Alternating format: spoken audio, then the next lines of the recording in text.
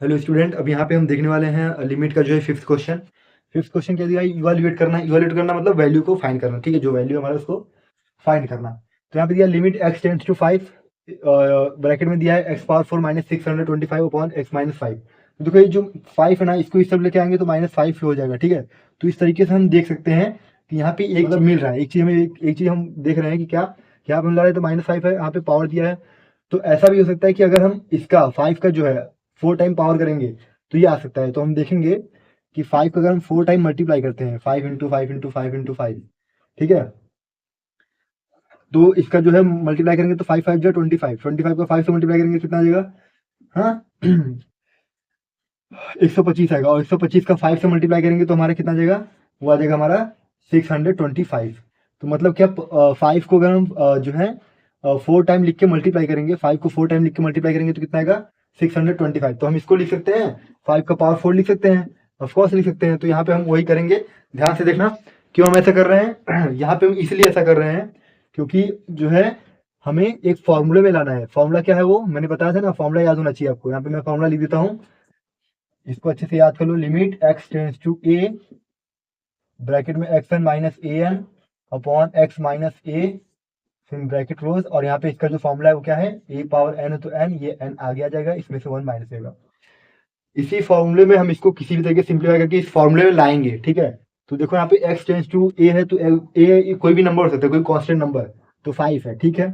x का power 4 है तो यहाँ पे पावर 4 है, माइनस माइनस, यहाँ पे अगर हम 5 का पावर 4 करेंगे तो 625 ही आएगा।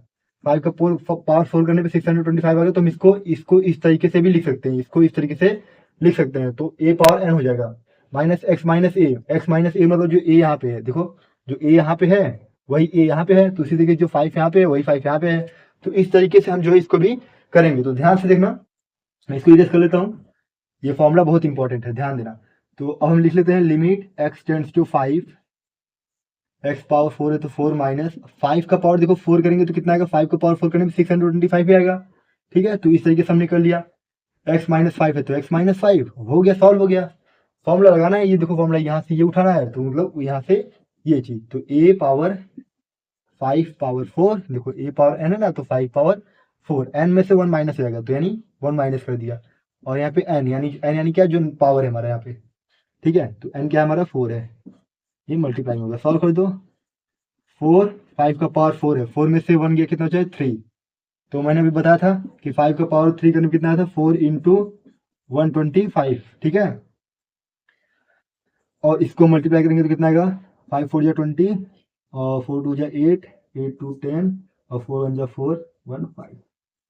तो 500 हमारा जो है आंसर आ गया, इसका जो लिमिट है। एक चीज ध्यान देना, भूलना नहीं है, क्या यहाँ पे x टेंड्स टू 5 है ना, तो x tends to 5, x is not equal to 5 means क्या होता है? x 5 के बहुत क्लोज है लेकिन x 5 के इक्वल नहीं है, so x minus 5 is not equal to 0, ठीक है। तो जो डिनोमिनेटर है वो 0 नहीं आना चाहिए। यहाँ पे आप 5 डायरेक्ट पुट कर सकते थे, लेकिन अगर हम 5 को पुट करेंगे तो देखो डिनोमिनेटर 0 आ जाएगा। और ये वही बोलता है कि डिनोमिनेटर 0 नहीं आना चाहिए। वैल्यू को सब्सटीट्यूट करते वक्त, या फिर सब्सटीट्यूट करना या फिर पुट करना एक ही बात होता है। वैल्यू को पुट करते वक्त अगर डिनोमिनेटर 0 आ जा रहा है तो हम नहीं करेंगे, अगर वैल्यू को पुट कर रहे हैं डिनोमिनेटर 0 नहीं हो रहा है तो हम डायरेक्ट सॉल्व कर लेंगे वैल्यू को पुट करके। तो यहाँ पे हम देखेंगे तो अगर वैल्यू को पुट करेंगे तो डिनोमिनेटर 0 आ रहा है, तो इसीलिए हम इसको इस तरीके से नहीं करेंगे, हम फॉर्मूला लगा के किसी और तरीके से कर सकते हैं, ठीक है। तो हमने फॉर्मूला लगाया तो ये तरीके से हमने सॉल्व किया। ध्यान देना, जब वैल्यू को हम पुट करेंगे तो यहाँ से हमारा लिमिट हट जाएगा।